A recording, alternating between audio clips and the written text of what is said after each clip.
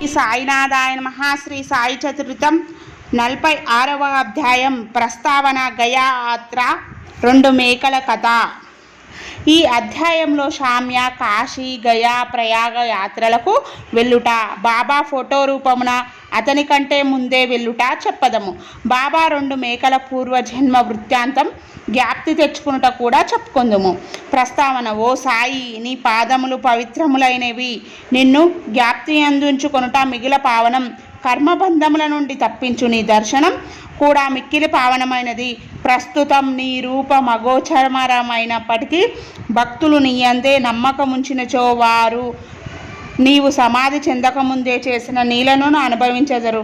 నీవు కంటి కగుపడని చిత్రమైన దారంతో నీ భక్తులను దగ్గర నుండి కానీ ఎంతో దూరం నుండి కానీ ఈడ్చెదవు. వారిని దయగల తల్లివలే కౌగలించుకునేదవు. నీవెక్కడున్నావో నీ భక్తులకు తెలియదు. కానీ నీవు చతురతతో తీగలను లాగుటచే వారి వెనుకనే నిలబడి తోడ్పడుచున్నావని తుట్టతుడకు గ్రహించెదరు. బుద్ధిమంతులు, జ్ఞానులు, పండితులు అహంకారంచే సంసారమనే గోతిలో పడెదరు. కానీ నీవు నీ శక్తి వలన నిరాడంబర భక్తులను రక్షించదవు. ఆంతరికమగును అదృష్టమగును అదృష్టమగును ఆటంతయు నాడదవు. కానీ దానితో నీకెట్టి సంబంధం లేనట్టు కనిపించదవు. నీవే పనులన్నీ నెరవేర్చుచున్నప్పటికీ ఏమీయూ చెయ్యని వాని వలె నటించదవు. నీ జీవితం ఎవరూ తెలియచాలరు. కాబట్టి మేము పాపముల నుండి విముక్తి పొందుట ఎట్లున్నా శరీరమును, వాక్యును, మనసును నీ పాదములకు సమర్పించి నీ నామమునే జపించవలను. నీ భక్తుల కోరికలను నీవు నెరవేర్చదవు. ఎవరికైతే కోరికలుండవో అట్టి వారికి నీవు బ్రహ్మానందమునిచ్చదవు. నీ మధురమగు నామం జపించుటే భక్తులకు సులభ సాధనం. ఈ సాధన వల్ల మన పాపములు, రజోస్తమో గుణములు నిష్పమించును. సాత్విక గుణములు, ధార్మికత్వం ప్రాముఖ్యం వహించును. దీనితో నిత్యములకు గల భేదం, నిర్వామోహం, జ్ఞానం లభించును. మన మట్టి సమయమందు గురువునే అనగా ఆత్మనే అనుసంధానం చేసదం. ఇదే గురువుకు సర్వస్వ శరణాగతి. దీనికి తప్పనిసరి ఒకే గుర్తు, మన మనసు నిశ్చలం శాంతమునగుట. ఈ శరణాగతి గొప్పదనం. భక్తి జ్ఞానములు విశిష్టమైనవి. ఎందుకనా శాంతి, అభిమాన రాహిత్యం, కీర్తి, తదుపరి మోక్షం. ఒకటి వెనుక ఇంకొకటి వెన్నంటి వచ్చును. ఒకవేళ బాబా ఎవరైనా భక్తి ఆమోదించినచో రాత్రింబవలు అతని చెంతనే ఉండి ఇంటి వద్దను కానీ దూరాదేశమును కానీ వానిని వెంబడించుచుండును. భక్తుడు తన ఇష్టం వచ్చిన చోటునకు పోనిమ్ము. బాబా అచటకు భక్తిని కంటే ముందుగానే పోయి ఏదో ఒక ఊహించరాని రూపంగా నుండును. ఈ దివ్య కథ దీనికి ఉదాహరణ. గయా యాత్ర. బాబాతో పరిచయం కలిగిన కొన్నాళ్ల తర్వాత కాకాసాహెబ్ తన పెద్ద కుమారుడు బాబు ఉపనయనం నాగపూర్లో నిశ్చయించెను. సుమారు అదే సమయమందు నానాసాహెబ్ చదుగురార్ తన పెద్ద కుమారుని వివాహం గలియార్లో నిశ్చయించుకొనెను. కాకాసాహెబ్, నానాసాహెబ్ చదుగురులిద్దరూ షిరిడీకి వచ్చి బాబాను ప్రేమతో ఆ శుభకార్యంగా ఆహ్వానించిరి. శామ్యను తన ప్రతినిధిగా తీసుకొని వెళ్ళుడని బాబా నుడివెను. తామే స్వయంగా రావలసినదని బలవంత పెట్టగా బాబా వారికి శామ్యాను తీసుకొని పోవలసినదని, కాశీ ప్రయాగ యాత్రలు ముగిసేసరికి నేను శామ్య కంటే ముందుకే గయాలో కలుసుకొనేదనని చెప్పాను. ఈ మాటలు గుర్తుంచుకొనవలను.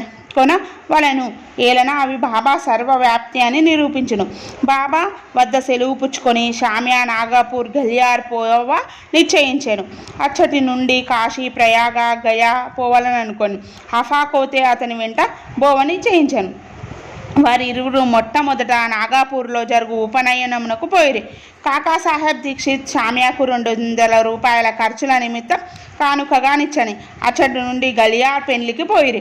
అచ్చట నానాసాహెబ్ చదుగురార్ శామ్యకు 100 రూపాయలను, అతని బంధువు జటార్ 100 రూపాయలను ఇచ్చిరి. అక్కడి నుండి శామ్య కాశీకి వెళ్ళను. అచ్చట జటార్ యొక్క అందమైన లక్ష్మీనారాయణ మందిరంలో అతనికి గొప్ప సత్కారం జరిగను.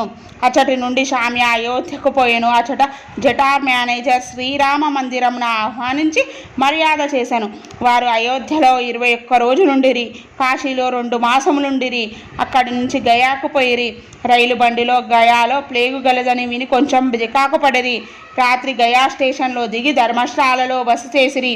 ఉదయం గయా పడ వచ్చి ఇట్లా నేను యాత్రికులందరూ బయలుదేరుచున్నారు, మీరు కూడా త్వరపడు, అచ్చట ప్లేగు కలదా అని షామ్యా ప్రశ్నించలేదని ఫడా జవాబునిచ్చను. మీరే స్వయంగా వచ్చి చూసుకొనుడనెను. అప్పుడు వారు అతని వెంట వెళ్ళి ఫడా ఇంటిలో దిగరు. ఆ ఇల్లు చాలా పెద్దది. ఫడా ఇచ్చిన బసకు షామ్యా చాలా సంతృప్తి చెందని అచ్చటి గల బాబా యొక్క అందమైన పెద్ద పటం అతనికి అన్నిటికంటే ఎక్కువ ప్రీతిని కలగజేశాను.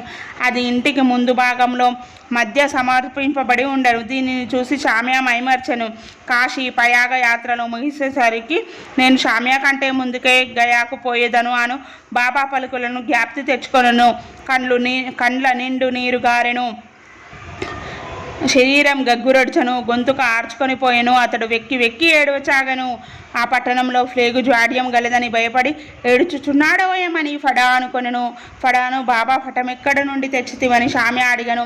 ఫడా తన ప్రతినిధులు 200-300 మంది మన్మాడులోను పునాతాంబేలోని గలరని, వారు గయాకు పోయే యాత్రికుల మంచి చెడ్డలు చూస్తారని, వారి వల్ల బాబా కీర్తిని విని బాబా దర్శనం 12 ఏళ్ల కిందట చేస్తానని చెప్పాను. షిరిడీలో షామ్యా ఇంటిలో వేలాడుచున్న బాబా పటమును చూసి దానిని నిమ్మని కోరితేననియు బాబు అనాజ్ఞ పొంది షామ్యా దానిని తనకిచ్చననియు చెప్పాను. షామ్యా పూర్వం జరిగినదంతయు జ్ఞప్తి తెచ్చుకొనను. పూర్వం తనకు పటంనిచ్చిన షామ్యాయే ప్రస్తుతం తన ఇంట అతిథిగా నుండుట గ్రహించి ఫడా మిక్కిలి ఆనందించను. వారిరువురు ప్రేమానురాగములు అనుభవించి అమితానందమును పొందిరి. షామ్యా ఫడా చక్కని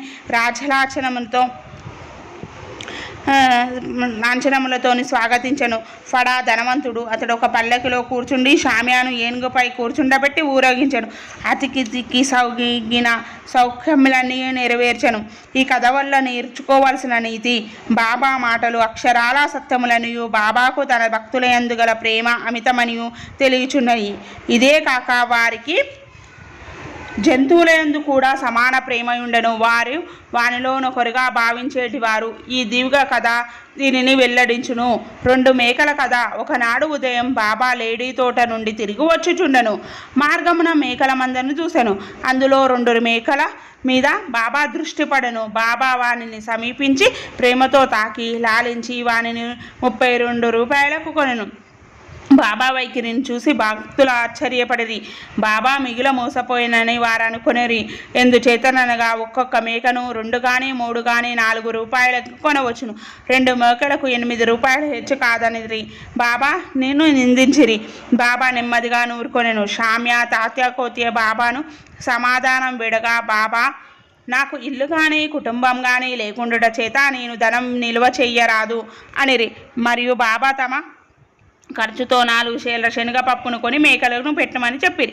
పిదప ఆ మేకలను వారి యజమానికి తిరిగి ఇచ్చివేసి వారి పూర్వవృత్తాంతం ఈ రీతిగా చెప్పిరి. ఓ షామ్యా తాత్య, మీరీ బేరములలో నేను మోసపోయితినని అనుకొనుచున్నారు. అట్లు కాదు. వాని కథ వినుడు. గత జన్మలో వారు మానవులు. వారి అదృష్టం కొలదలదు. నా జాత గాండ్రగా నుండేటి వారు. వారికే తల్లి బిడ్డలు. మొదట వారికి ఒకరిపై ఒకరికి ప్రేమ ఉండను. రాను రాను శత్రువులైరి. పెద్దవాడు సోమరిగాను, చిన్నవాడు చురుకైనవాడు. అతడు చాలా ధనం సంపాదించినాడు. పెద్దవాడు అసూయ చెంది చిన్నవాడిని చంపి వాని ద్రవ్యం నపకరించను. తమ సోదరిత్వం మర్చి వారిద్దరూ కలహరించిరి. అన్నా తంపుని చంపుట పెక్కు పనుగులాటను పన్నెను. కానీ నిష్ప్రయోజనమైన ఇద్దరు బద్ధ వైరుతులైరి. అన్న ఒకనాడు తన సోదరుని బడితో కొట్టెను. చిన్నవాడు అన్నను గొడ్డలితో నరకను. ఇద్దరు అదే స్థలమున చచ్చిపడిరి. వారి కల్మఫలం చే మేకలుగా పుట్టిరి. నా పక్క నుండి పోవుచుండగా వారిని ఆనవాలు పట్టి తిని వారి పూర్వజన్మ వృత్తాంతం జ్ఞప్తి తెచ్చుకుంటుని. వారి అందు కనికరించి వారికి తిండి పెట్టి కొంత విశ్రాంతి కలగజేసి ఓదార్చవలనని అనుకుంటుని. అందుచేత ఇంత ద్రవ్యంను వ్యయపరిచి తిని అందులకు మీరు నన్ను దూషించుచున్నారా? నా బేరం మీరిష్టపడుకుండుటచే నేను వాని యజమాని వద్దకు తిరిగి పంపివేసి తిని. మేకలపైన కూడా బాబా ప్రేమ ఎట్టిదో చూడుడి. 46వ అధ్యాయం సంపూర్ణం. సద్గురు సాయినాథ్ గురమస్తు. శుభం భవంతి.